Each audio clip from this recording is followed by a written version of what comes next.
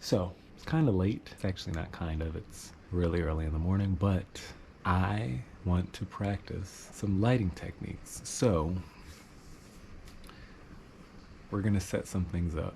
Don't want to be a gaffer, not necessarily. I want to be a director, but while I'm on my journey to getting to where I want to be, let's practice some things. A lot of these things I'm learning just from YouTube and picking things up. A few lights that we're going to use are as follows. Let me actually go find them. Nan light. This is like the 15x2 Pavo Tube 2. I don't even have any stands, so we're just going to have to attach it to random things in the room and make it work. So let's see what we can do. Turn it on. It's pretty bright. Next light. This is a Nanlite Pavo Tube 6C. Kind of beat it up. Look, there's cracks and stuff right there. The battery looks like it could die at any second. Pretty bright too, right there. I think the last one that I may try to use is actually what I'm using for a key right now. This Aputure B7C. We'll see. My key light being the main light that I'm going to use to discuss and talk with you guys about what I'm doing and what I'm trying to figure out. Don't mind everything going on. This is just currently my life. I have a 1-year-old, so we're working with what we got. This is a table that I use currently for my editing, writing ideas that I use just for my everyday life. I think I'm going to put it in the center of this room, and then I'm going to light up a scene with it. Maybe I have like this center beam that goes across the thing. Maybe I'll try to put a light up there somehow, put some cloth around it to like focus it down. Yeah, we're going to try to set up with these lights and see what we could do. Okay, here we go. One of the things I love about this light, probably gonna go off on me because the battery goes very quickly, like 45 minutes or less. Right now I only have 1 bar, but I love that it's magnetic. In fact, I wish that all tube lights were magnetic. You don't have to worry about trying to rig things if there was a magnet already built into the device. But just some advice for any manufacturers or people listening. Magnets are very helpful. The next thing I gotta do is definitely clear up this desk, so I gotta figure out where all the stuff is gonna go.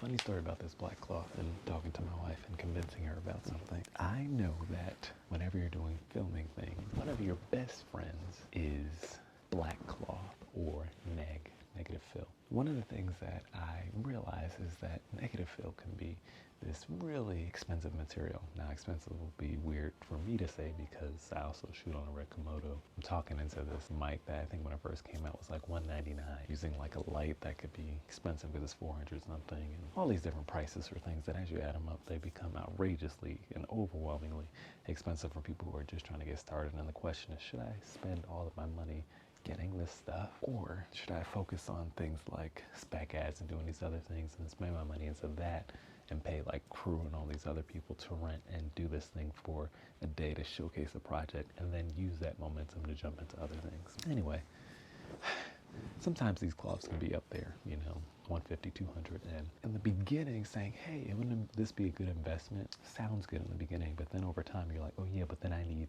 stands. Oh yeah, but then I need all these other things. Well, Joann's Fabric sells all kinds of black material, and this one is stretchy. You know, I can use it to hide lighting, and as you can see, that shiny stuff. One of the questions that I have too is a lot of times black skin, people don't always light it well. When you see it a lot of times, character on screens and different things, they'll be like really, really shiny. And I feel like great gaffers are able to deal with this issue. And I found someone recently, I'll link him down below. You can see how this black fill kind of eliminates that shine. It must always be shiny, right? Like, why do we want to look like we slap Vaseline all over our face? Anyway, this black cloth I got from Joann's Fabric for like 10 bucks maybe, and it's 6 feet. You know how much that would cost if I bought it from like a B&H or somewhere else. Now my table is cleared off. Camera equipment is in here. Maybe I should make a video just like throw this down the steps. Just kidding. It's random B&H bag. Shout out to B&H for giving you these huge bags. And the shower curtain is another form and way to diffuse light. You know what's funny? I have a ton of lighting things, and I said I'm not trying to intentionally be a gaffer, but with all the lighting stuff that I have, I'm like, what in the world? Am I trying to be a gaffer? Secretly? Are they lying to myself? Why is it that I want to even do this lighting thing? Why does it matter? Couldn't I be spending my time doing other things? Absolutely not. To be really good at something takes a lot of practice. I'm not always working on projects every single day, every single week.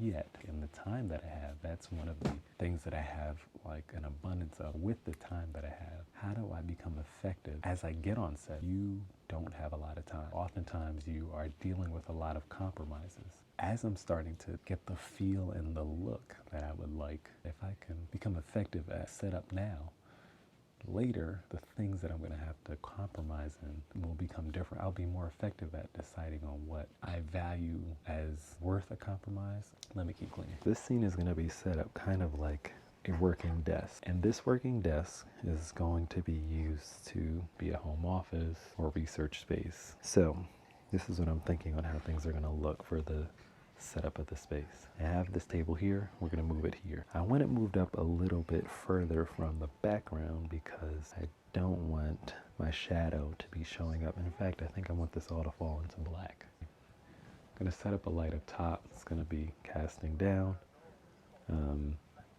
We're going to have the background fall into black.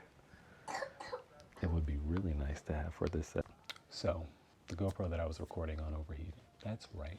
Shooting this part, this segment on a GoPro, because that's the second camera that I have right now. Table's going to the middle, gonna light from above, straight down, and we're gonna make this thing look magical.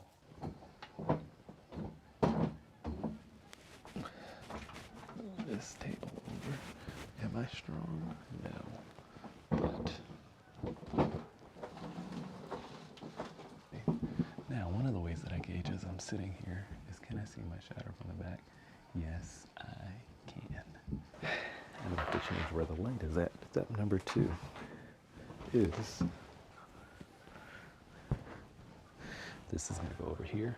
The next thing that we're gonna do, table is mostly done. As you can see, I guess I really wanna get all the wrinkles out of this thing. If we turned off this light, how does that look? One of the other things that I like to do is there's this app on my phone, and I can screen record it, called Cadridge, I guess, not Cadridge. We're gonna go to the red 45mm lens, and holy Christmas is that close. The red Komodo with the 11-20. Shooting in the corner of the room is important. If you go to about a 20, that looks a lot nicer. So you take a picture, put some things here to set dress, here, leave the middle area-ish open where I'm gonna sit. So you get the gist now. This tripod right in this area here, right next to my son's toys, because why not? Let me grab this other light so we can use it as motivation. This here is gonna be our motivating light. Now that we got it plugged in, we have our first light present. Now, this thing is beaming all over the whole thing. That means I'll have to turn down its intensity. Let's bring that down a tad without burning myself. There we go. Okay, cool. What I may do is something like this. One of the things we're gonna do is we're gonna trick people by shining the light towards camera. Definitely gonna warm up this light because I feel like to show like a homey feel, we want like a warm look to the space. You know, some books to show that this character is someone who, you know, read, but I don't want to block my own view. So maybe I would do something like this. We're gonna see how this looks here in a second. Ooh, maybe he's like a designer or a toy maker. One of my son's toys, the thing that I'm gonna be researching in this particular shot. I could have like these fake tools to make it seem like I'm a tinkerer. And mind you, I'm doing all this to really get just one establishing shot of this dad sitting. And our light turned out, as you could see. Now that is still providing us with some ample lighting so that we can see what's going on here. I can set up the camera, right, Komodo, attached to our tripod here, like so. Yeah, you can see how crazy and busy it looks. Don't worry about that part. The room looks way too bright. We can get things a little moodier. So one of the ways that we do that is we find some dark material. I have a black shirt here. I like to find creative ways to control light because, like I said, I don't have a ton of money for gaffing material, but I am trying to practice. Okay. Don't you see the magics of black cloth? Isn't it pretty cool? You're seeing this. Now, come back over here. And this is just one light. So, thinking to myself, you know, this character here, some type of toy maker, if I stand here, I mean, you see all that shadow play. It's a little sad. I don't want to show all the shadow. This is why, actually. I want this light to be my motivating light. In order for this to be my motivating light, if shadows are being cast from the light that I have up here, then it informs people subconsciously that, wait a minute, this isn't the only light, there's more light. If I can flag this off with something, like a shirt, a black shirt, then it helps to add to this illusion. Wait a minute, maybe the light is just coming from that. If you look at the back wall, as I begin to cover with some neg, we get a really interesting and cool effect just by putting a shirt around the light that I have magnetically attached to the ceiling. Isn't that amazing?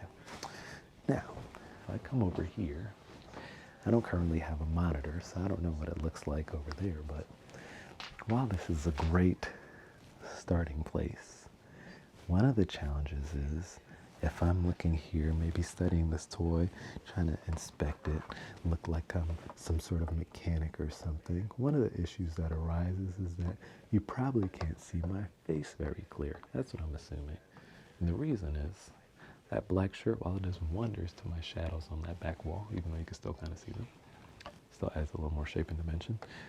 Even though it does wonders to that wall, it doesn't really do much for my facial area. So now we have to figure out how is it that we're going to address the issue of the face. Because even though we want to help create a scene with lighting, by making our focus hone in here, we don't want to solely focus on here and lose out on this subject. Because maybe I'm getting joy out of designing this toy because I know that my son is going to have so much fun with this new toy that I built him.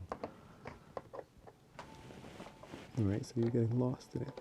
I bet you if I had glasses, this would look even better, but it's all right. So you're like, okay, you're getting lost in it, right?